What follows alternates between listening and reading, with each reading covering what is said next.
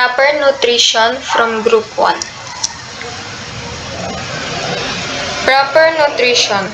Proper nutrition is the practice of eating a balanced diet that provides the body with all the essential nutrients it needs to function well. These nutrients include macronutrients or carbohydrates, proteins, and fats. Micronutrients are vitamins and minerals, fiber, and water. Proper nutrition. Proper nutrition is not just about eating enough food.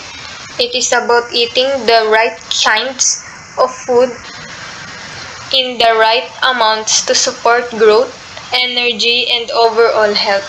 Proper nutrition improves memory, concentration, and problem-solving skills, reduces risk of obesity, diabetes, heart disease, and malnutrition-related illnesses, strengthens the body's defense against infections. Certain nutrients like B vitamins and magnesium help reduce stress and improve mood.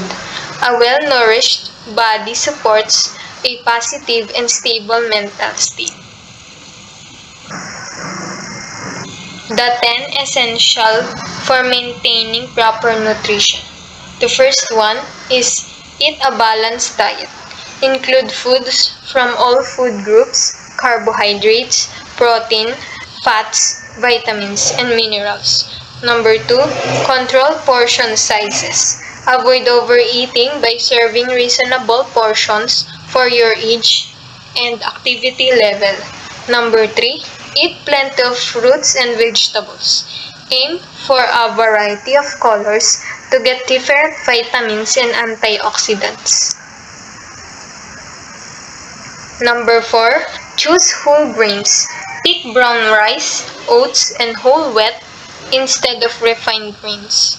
Number 5, include lean proteins such as fish, poultry, beans, eggs, tofu, and nuts. Number 6, limited added sugars. Cut down on sodas, sweets, and processed snacks. Number 7, drink enough water. Stay hydrated throughout the day to support body functions. Number 8, limit unhealthy fats, reduce trans fats, and saturated fats. Choose healthy fats like olive oil, avocados, and nuts. Number 9, eat at regular times. Maintain consistent meals and snacks to keep your energy steady. And lastly, number 10, practice mindful eating. Pay attention to hunger and fullness cues, and avoid eating while distracted. The 6 essential nutrients or plus fiber and hydration. Number 1, carbohydrates. Your body's main energy source recommended to make up 45 to 65% of daily calories, ideally from whole grains, fruits, and vegetables. Number 2, proteins. Vital building blocks for tissues, enzymes, and hormones should contribute around 10 to 35% of daily calories. Number 3, fats. Necessary for energy, hormones, production, and vitamins absorption. Healthy fats should be 20 to 35% of energy intake. Number 4, vitamins and minerals. Micronutrients needed in small amounts but critical for immunity, metabolism, and cell function. Number 5, water. Essential for everything from digestion to temperature regulation. Most adults need 11.5 to 15.5 cups daily. Number 6, dietary fiber. A non-energy yielding component, fiber supports digestion, maintains gut health, and stabilizes blood sugar and cholesterol. Soluble fiber slows digestion and helps lower LDL. Insoluble provides stool bulk. Why is it important? Most people know good nutrition and physical activity can help maintain a healthy weight, but the benefits of good nutrition go beyond weight. Good nutrition can help reduce the risk of some diseases, including heart disease, diabetes, stroke, some cancers, and osteoporosis. Reduce high blood pressure, lower high cholesterol, improve your well-being, improve your ability to fight off illness, improve your ability to recover from illness or injury, increase your energy level. The importance of nutrition for health. Nutrition is essential for a healthy body that's able to fight off infections and function properly. But many individuals forego healthy eating for a variety of reasons, including lack of knowledge, hectic schedules, and exhaustions. After all, it's faster to microwave a meal or stop at a fast food joint than it is to prepare a healthy meal. Unfortunately, bad nutrition can lead to a whole host of problems, including high blood pressure, obesity, diabetes, poor sleep, and lack of energy. The importance of nutrition for health. Reduce the risk of some diseases, including heart disease, diabetes, stroke, some cancers, and osteoporosis. Reduce high blood pressure, lower high cholesterol, improve your well-being, improve your ability to fight off illness, improve your ability to recover from illness or injury, increase your energy level. Good nutrition. Good nutrition means your body gets all the nutrients, vitamins, and minerals it needs to work its best. Plan your meals and snacks to include nutrient-dense foods that are also low in calories. Nutrition is about eating a regular balanced diet.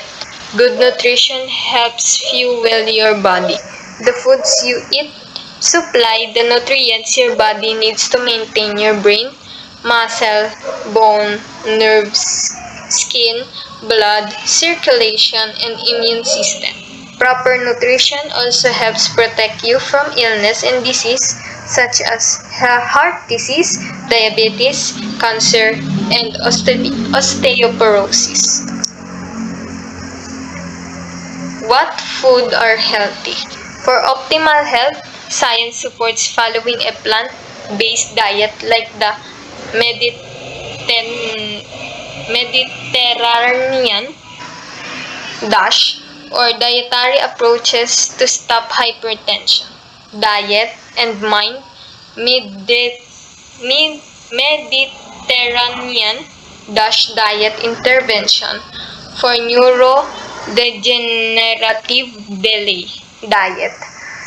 Plant-based diets have been shown to have various health benefits and are linked with a lower risk of heart disease, cancer, and other chronic illnesses. They include the following. Berries. High in fiber, berries are naturally sweet and their rich colors mean they are high in antioxidants and disease-fighting nutrients. Fatty fish. Fatty fish can be a good source of protein and omega-3 fatty acids, which help prevent heart disease. Those with the highest omega-3 content are salmon, mackerel, trout, anchovies, and sardines. Leafy greens. Dark leafy greens are a good source of vitamin A, vitamin C, and calcium, as well as several phytochemicals, or chemicals made by plants, that fight inflammation and protect cells from damage. Nuts. Hazelnuts, walnuts, almonds, and pecans are good plant protein sources. They also contain monounsaturated fats, which may be a factor in reducing the risk of heart disease. Olive oil. Olive oil is a good source of vitamin E, polyphenols, and monounsaturated fatty acids, all of which help reduce the risk of heart disease. Whole grains, a good source of soluble and insoluble fiber. Whole grains also contain several B vitamins and minerals. They have been shown to lower cholesterol and protect against heart disease and diabetes. Yogurt. A good source of calcium and protein. Yogurt contains live cultures called probiotics. These good bacteria can protect the body from other harmful bacteria. Cruciferous vegetables. They include broccoli, Brussels sprouts, cabbage, cauliflower, collard greens, kale, kohlrabi, mustard greens, radishes, and turnips. Legumes. This broad category includes kidney, black, red, and garbanzo beans, soybeans, and peas. Legumes are an excellent source of fiber, folate, and protein. Studies show they can help reduce the risk of heart disease. And that's all po. Thank you.